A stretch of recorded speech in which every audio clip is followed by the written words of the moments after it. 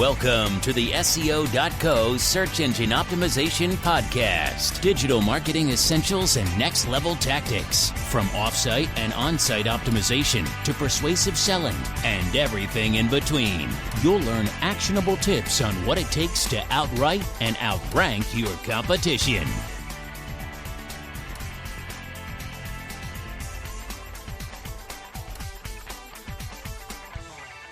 Welcome back to the SEO.co podcast. Today we're going to continue the talk about SEO pricing and how much SEO costs.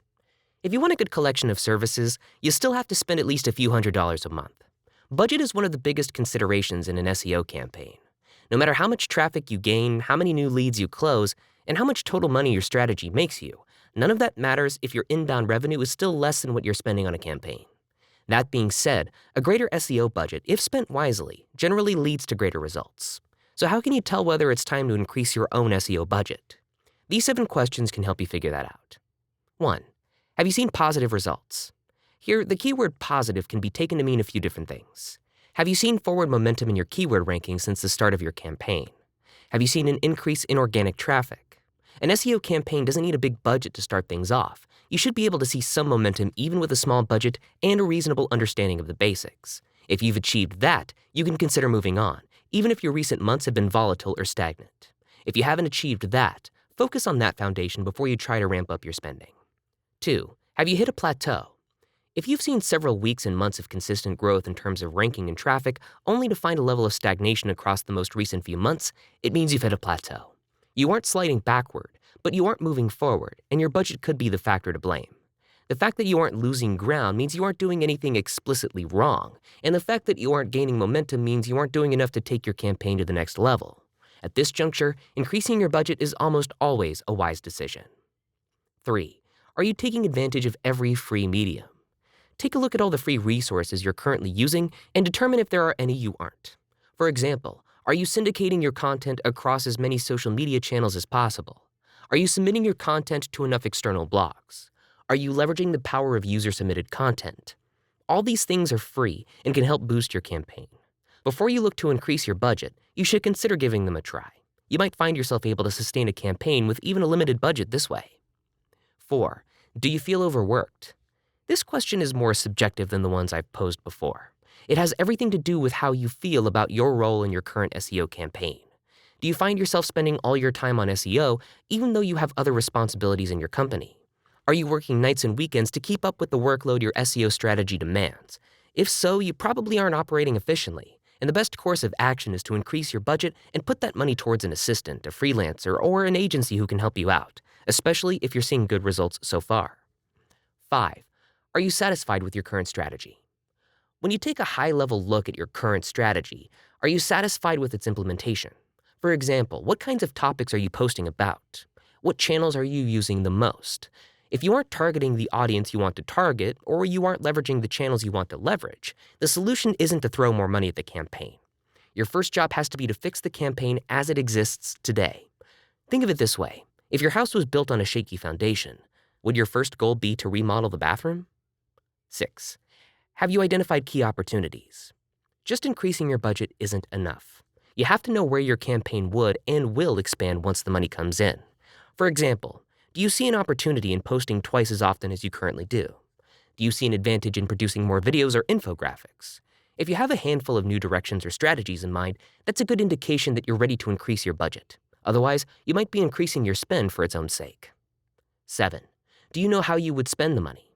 If you were to increase your budget, think about how you would actually spend it. Would you hire someone new to shoulder a new branch of responsibilities? Would you bring in a freelancer to help you handle the overflow work? Would you contract with an agency for a single core competency that you happen to lack? Or would you use the money to find new high-profile publishing opportunities? Before you start funneling more money into your campaign, develop a loose plan for how you're going to spend it. If you can answer these questions confidently, it's a good indication that you know where you stand in terms of your current SEO strategy and budget. With that knowledge, if you feel like greater spending is the solution to getting more traffic and leads, then you should definitely increase your budget. As a general rule, you should never increase your budget if you don't know what you're doing, unless you're using that money to consult an expert. Otherwise, any budgetary moves are fair game. Final considerations. Before I delve into a final financial analysis, there are a few considerations I'd like to address. There's room for negotiation. For the most part, you can work with your contacts to find a better rate or find a better package of services. Even though your agency may list set packages with set figures, if you call and talk to them, they may be able to help you put together a custom package that suits your budget. You'll also be able to negotiate with contractors and consultants for the most part. It takes time to see results. Remember that SEO is a long-term investment. During your first few months, it's unlikely you'll see a positive return on what you're paying. If you're receiving quality material, it's going to benefit you in the long term, so don't worry if you don't see results right away. You can always change your mind. Though agencies may try to lock you into a long-term contract, there isn't much stopping you from changing your mind at some point in the future. You can switch service providers, change your chosen package, or mix things up with new services anytime you want. Working relationships matter too. In the first part of this episode series, I covered the nature and value of several services related to SEO, but there's a value to the intangible services as well. How your contacts talk to you, how transparent they are, and how available they make themselves are all important considerations for your price as well. It pays to save yourself stress and hassle. With those considerations on your back burner, I can give you a final rundown of how much SEO costs. If you're paying less than a few $100s a month, you probably aren't building anything substantial. In fact, you're probably doing more harm than good. Though it's hard to pinpoint an exact figure, I'd say it takes $500 monthly at a minimum to see any meaningful results as a small business or startup. For most companies, $1,500 to $2,500 is a much more realistic figure, with added benefits as you scale up your budget. Assuming you're getting multiple great pieces of content, which can earn you hundreds of dollars of new revenue by themselves, multiple new links which can send hundreds of new visitors your way, and you have proper keyword targeting to earn solid ranks for relevant traffic, you'll earn far more than this in new revenue. Thanks again for listening to the SEO.co podcast, and we hoped you enjoyed this series on the cost of SEO, and we hoped your optimization is all the better for it. We'll see you next time.